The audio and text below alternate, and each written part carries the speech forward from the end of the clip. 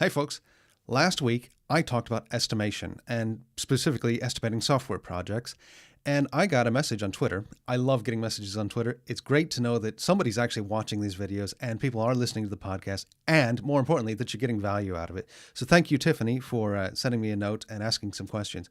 And one of the questions Tiffany asked I thought was really, really great, and I wanted to cover that because I think it might actually be more important than getting the estimations right in the first place. And what she asked was, basically, what do I do when my estimations are wrong and work takes longer than I expected and I have to tell a client that things are going to either cost more or take longer than I had planned and told them that it would?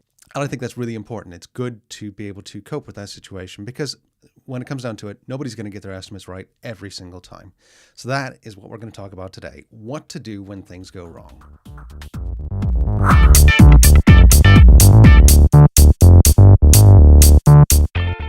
So what do I do when things go wrong and I'm going to be over budget or things are going to take longer than I expected?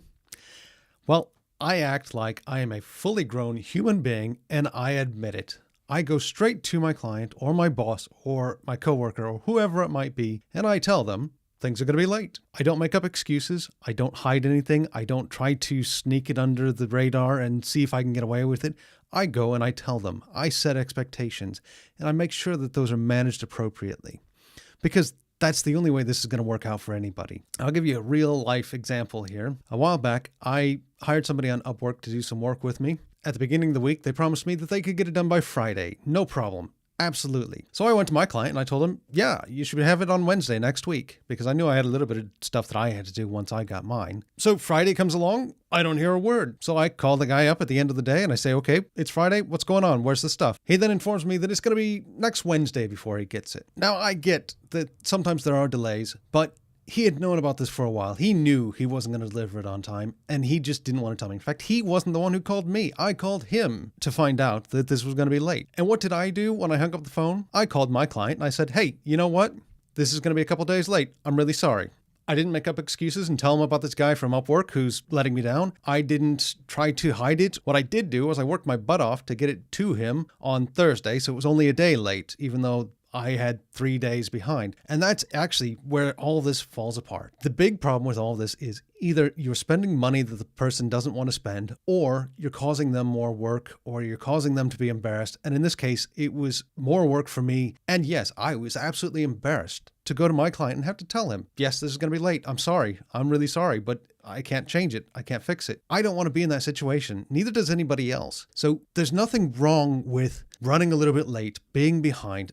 Nobody gets estimates perfect every single time. I can tell you right now, my estimates are not always perfect, and sometimes I am late. But the best thing you can possibly do to mitigate that and make sure that you're not hurting anybody is go tell them as soon as you know and find a way to make that work. Make a plan. The other thing that I'm a really big fan of is to promise less and deliver more, because promises don't mean anything. Promising you're going to get me something on Friday doesn't do me any good. But if you promise that you're going to get it there on Friday and you get it to me on Thursday, that's awesome. If you promise it on Friday and you get it to me on Monday, that's less awesome. That's not so good, is it? I don't want that. In fact, if two people come to me and one of them says they can get it to me on Friday, the other one says they can get it to me on Tuesday, and they both deliver on Monday, I know which one I'm happier with. I'm sure you do too. It's a no-brainer. You want the person who said that they're going to deliver on Tuesday but got it to you on Monday, because then you feel great. First off, your expectations were managed. You were expecting it on Tuesday. It didn't come after Tuesday. In fact, it came before Tuesday, so that's great. The two people were doing the same amount of work at the same speed, but one of them set expectations poorly and the other one set them very well. And that was what made all the difference. And that's really all there is to it. Be open, be transparent, be honest, and be grown up about it.